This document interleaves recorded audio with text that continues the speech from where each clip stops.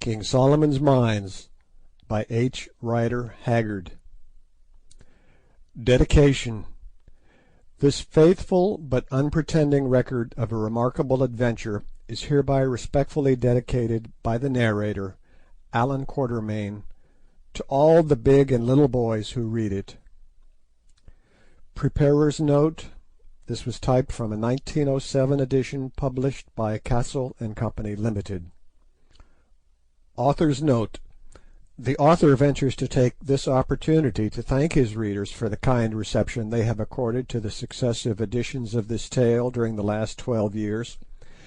He hopes that in its present form it will fall into the hands of an even wider public, and that in years to come it may continue to afford amusement to those who are still young enough at heart to love a story of treasure, war, and wild adventure.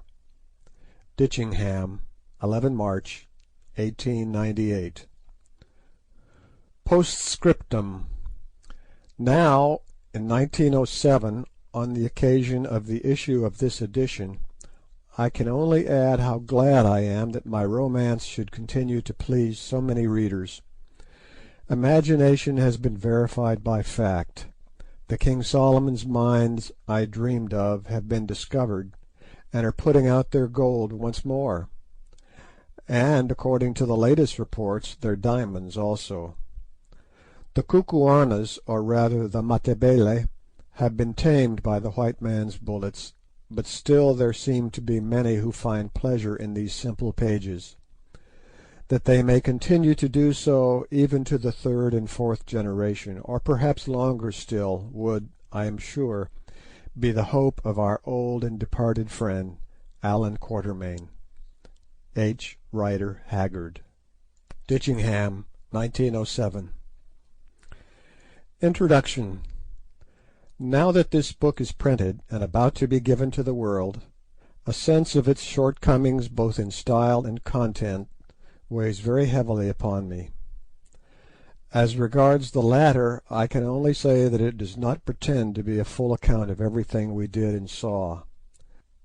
There are many things connected with our journey into Kukuanaland that I should have liked to dwell upon at length, which, as it is, have been scarcely alluded to.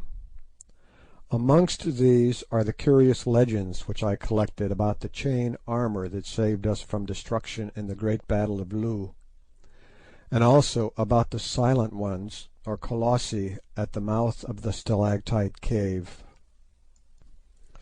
Again, if I had given way to my own impulses, I should have wished to go into the differences, some of which are to my mind very suggestive, between the Zulu and Kukuana dialects. Also, a few pages might have been given up profitably to the consideration of the indigenous flora and fauna of Kukuanaland. Note: I discovered 8 varieties of antelope, with which I was previously totally unacquainted, and many new species of plants, for the most part of the bulbous tribe. A.Q. Then there remains the most interesting subject, that as it is has only been touched on incidentally, of the magnificent system of military organisation in force in that country, which in my opinion is much superior to that inaugurated by Chaka in Zululand, and as much as it permits of even more rapid mobilization, and does not necessitate the employment of the pernicious system of enforced celibacy. Lastly, I have scarcely spoken of the domestic and family customs of the Kukuanas, many of which are exceedingly quaint, or of their proficiency in the art of smelting and welding metals.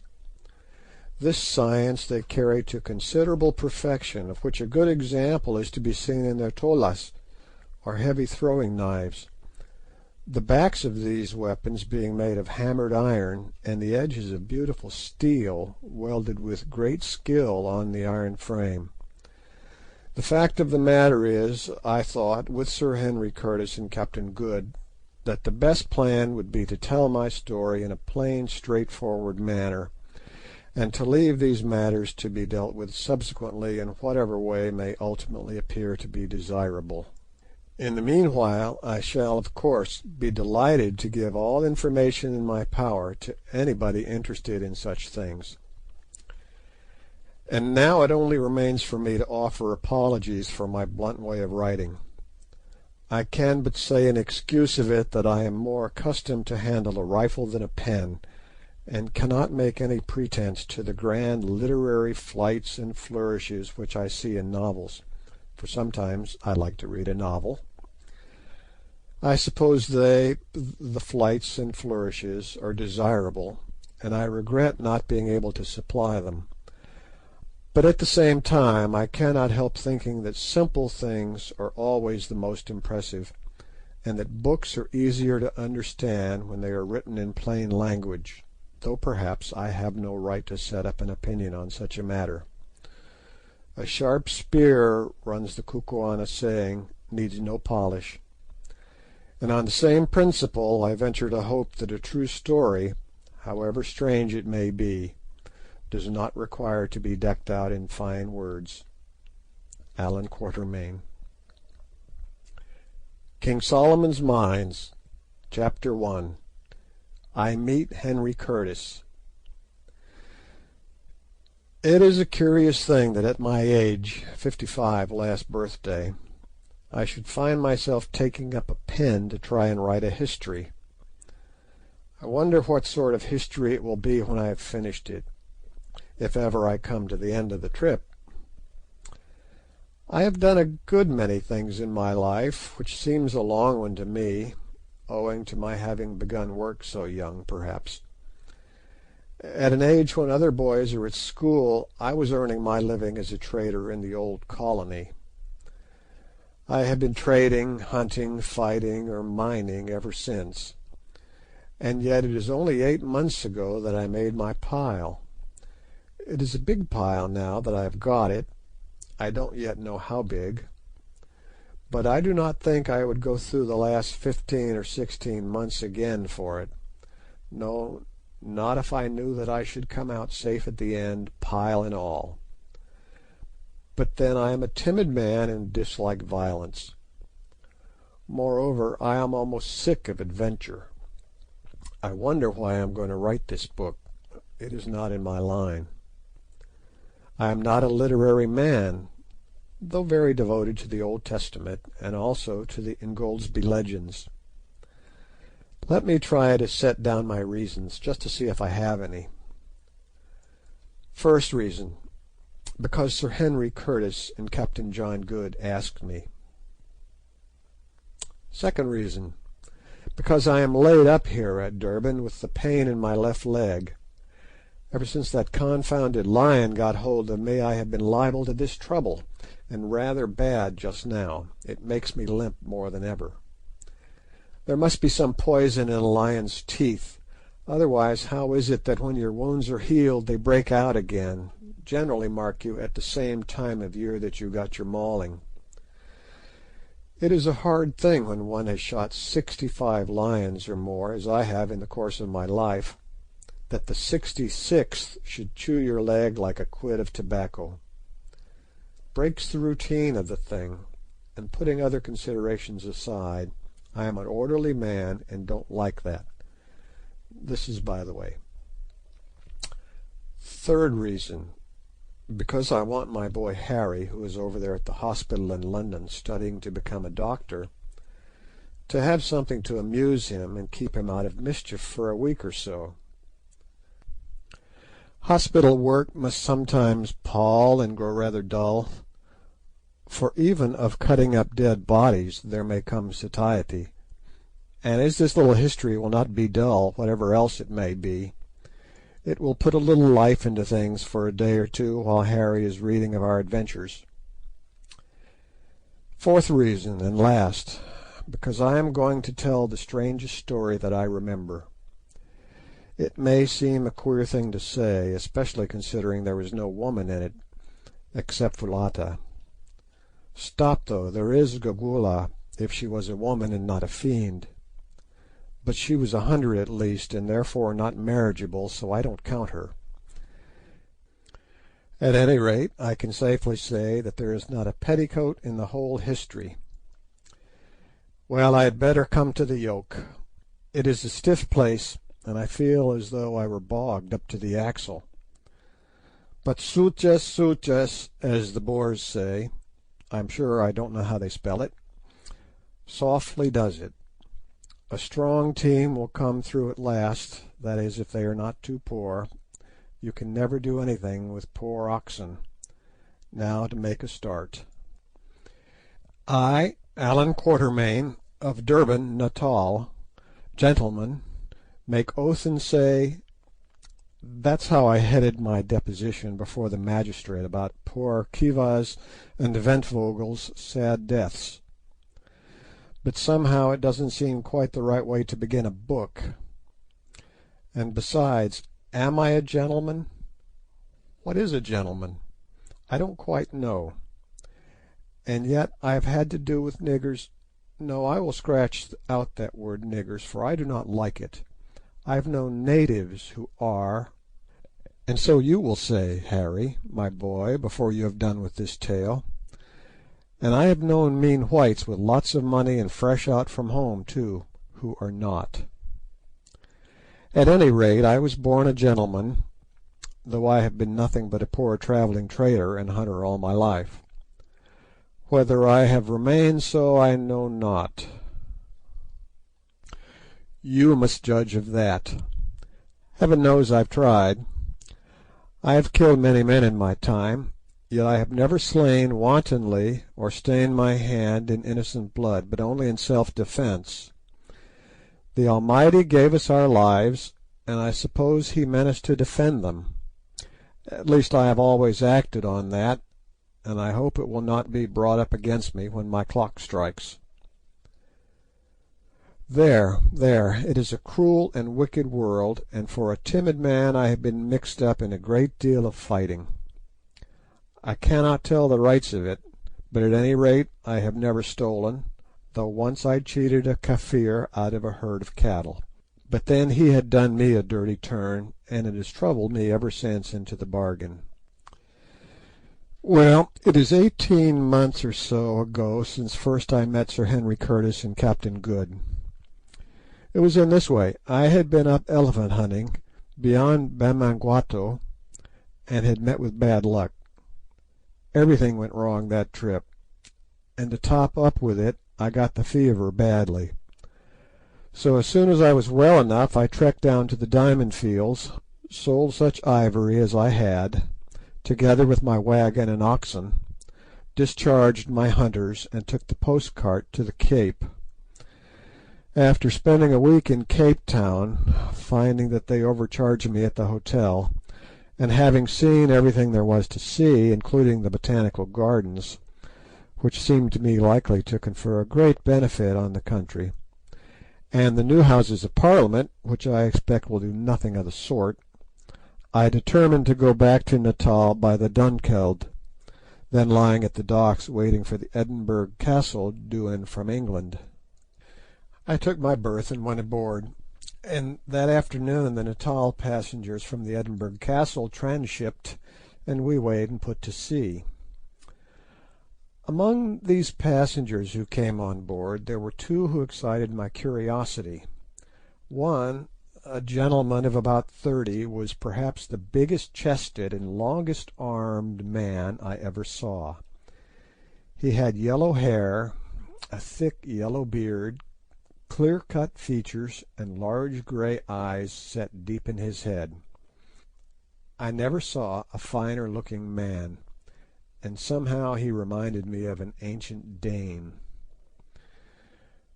Not that I know much of ancient Danes, though I knew a modern Dane who did me out of £10.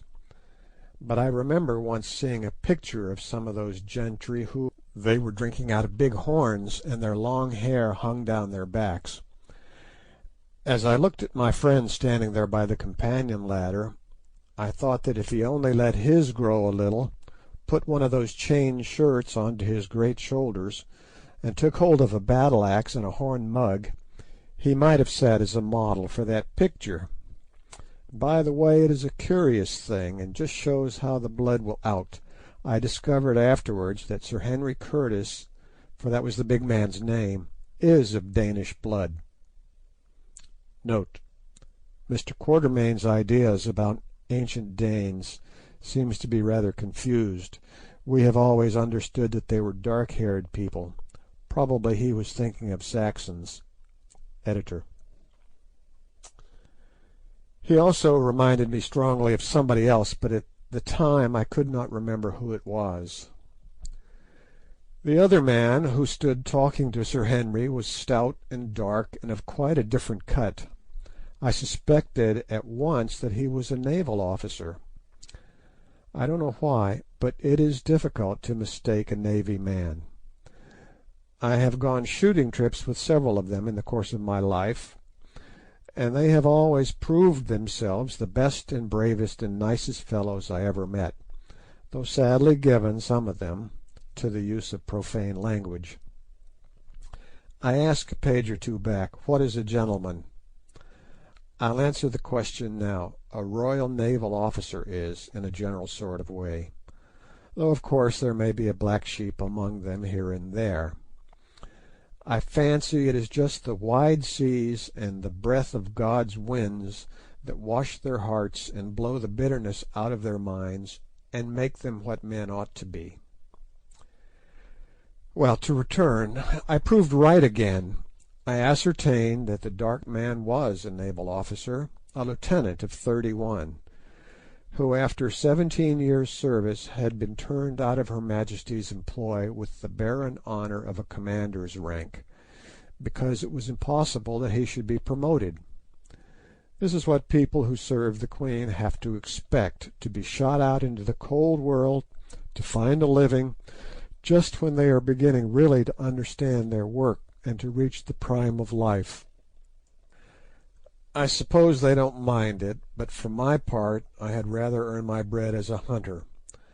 One's halfpence are as scarce perhaps, but you do not get so many kicks. The officer's name, I found out by referring to the passengers' lists, was Good, Captain John Good. He was broad, of medium height, dark, stout, and rather a curious man to look at. He was so very neat and so very clean-shaved, and he always wore an eyeglass in his right eye. It seemed to grow there, for it had no string, and he never took it out except to wipe it. At first I thought he used to sleep in it, but afterwards I found that this was a mistake. He put it in his trouser pocket when he went to bed, together with his false teeth, of which he had two beautiful sets, that, my own being none of the best, have often caused me to break the 10th commandment. But I am anticipating. Soon after we had got under way, evening closed in, and brought with it very dirty weather. A keen breeze sprung up off the land, and a kind of aggravated Scotch mist soon drove everybody from the deck. As for the Dunkeld, she is a flat-bottomed punt, and going up light as she was, she rolled very heavily. It almost seemed as though she would go right over, but she never did. It was quite impossible to walk about, so I stood near the engines where it was warm, and amused myself with watching the pendulum, which was fixed opposite to me, swinging slowly backwards and forwards as the vessel rolled, and marking the angle she touched. "That pendulum's wrong. It is not properly weighted," suddenly said a somewhat testy voice at my shoulder. Looking round, I saw the naval officer whom I had noticed when the passengers came aboard. "Indeed, what makes you think so?" I asked. "Think so? I don't think at all. Why, there," as she righted herself after a roll. "If the ship had really rolled to the degree that thing pointed to, then she never would have rolled again, that's all. But it is just like these merchant skippers, they are always so confoundedly careless." Just then the dinner bell rang, and I was not sorry, for it is a dreadful thing to have to listen to an officer of the Royal Navy when he gets on to that subject. I only know one worse thing, and that is to hear a merchant skipper express his candid opinion of officers of the Royal Navy. Captain Good and I went down to dinner together, and there we found Sir Henry Curtis already seated. He and Captain Good were placed together, and I sat opposite to them. The captain and I soon fell into talk about shooting and what not, he asking me many questions, for he is very inquisitive about all sorts of things, and I answering them as well as I could. Presently he got on to elephants.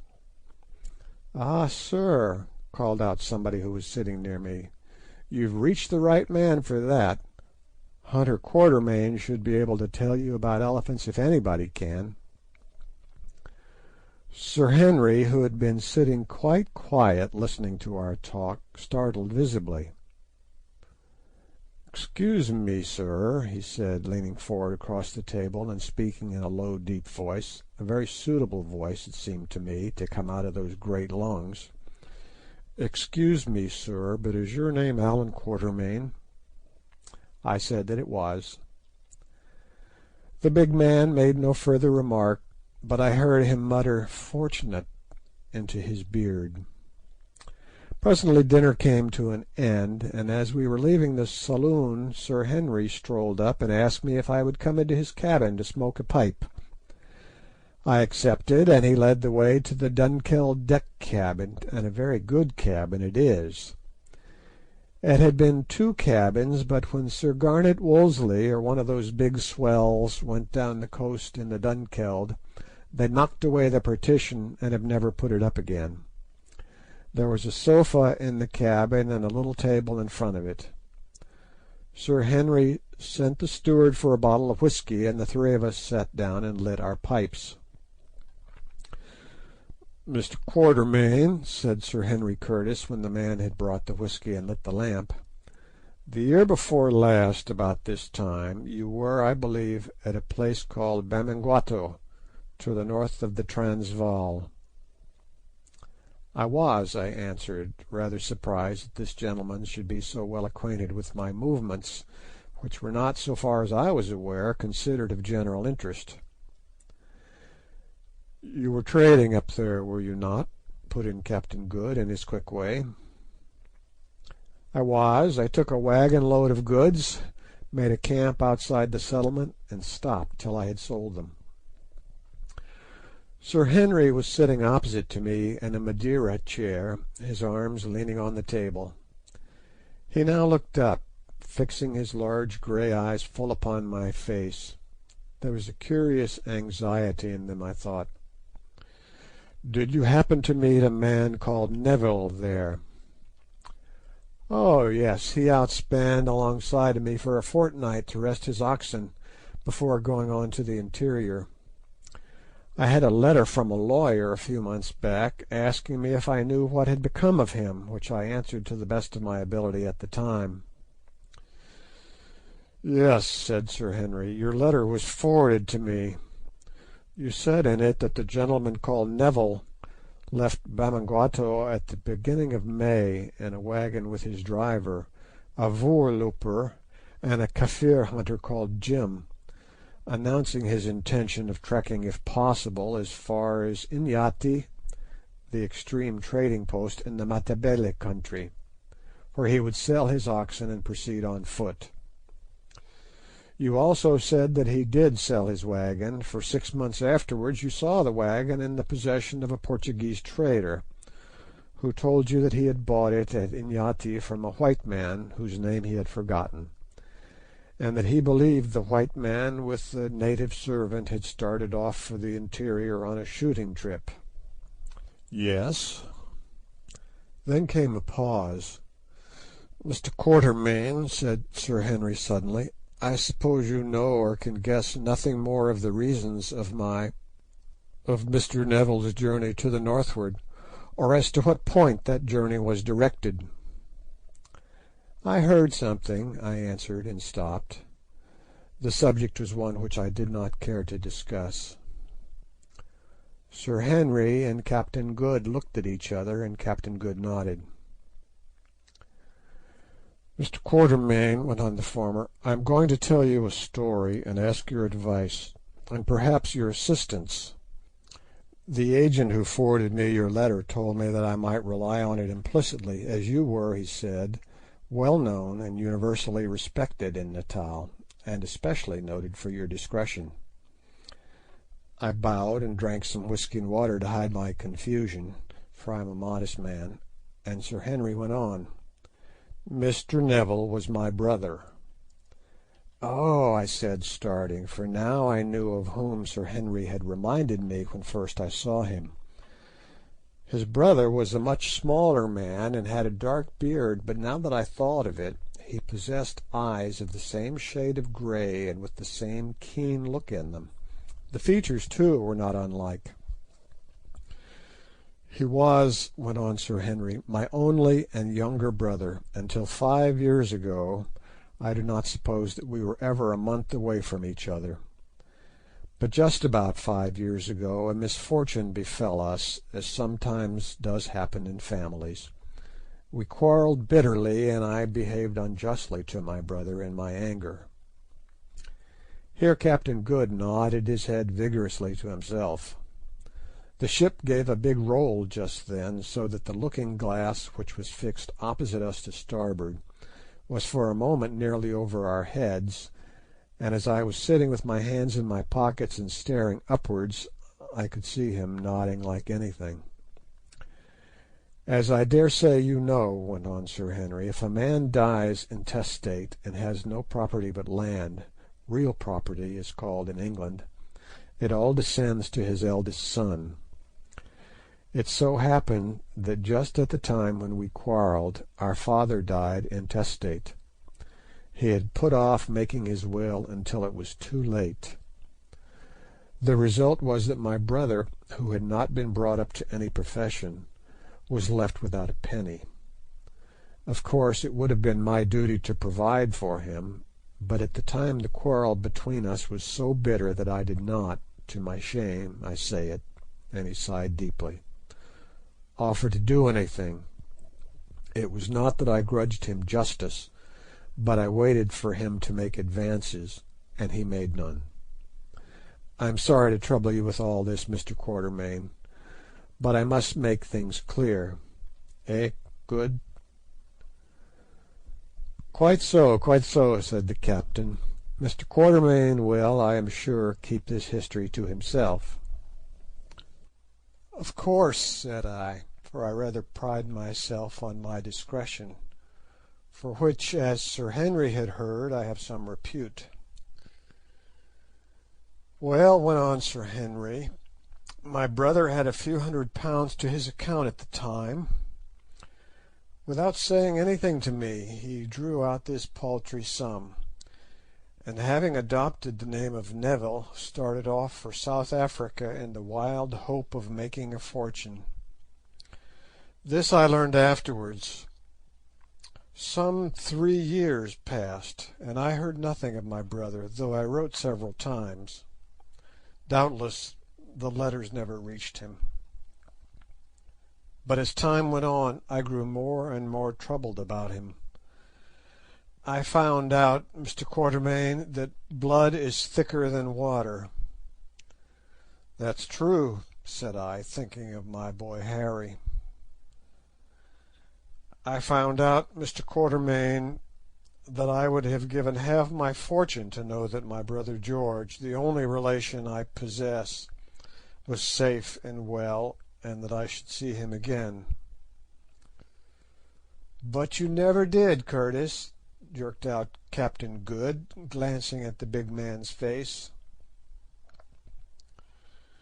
"Well, Mr. Quatermain, as time went on I became more and more anxious to find out if my brother was alive or dead, and if alive to get him home again. I set inquiries on foot, and your letter was one of the results. So far as it went it was satisfactory, for it showed that till lately George was alive, but it did not go far enough. So, to cut a long story short, I made up my mind to come out and look for him myself, and Captain Good was so kind as to come with me." "Yes," said the captain, "nothing else to do, you see. Turned out by my lords of the Admiralty to starve on half pay. And now, perhaps, sir, you will tell us what you know or have heard of the gentleman called Neville. End of chapter 1.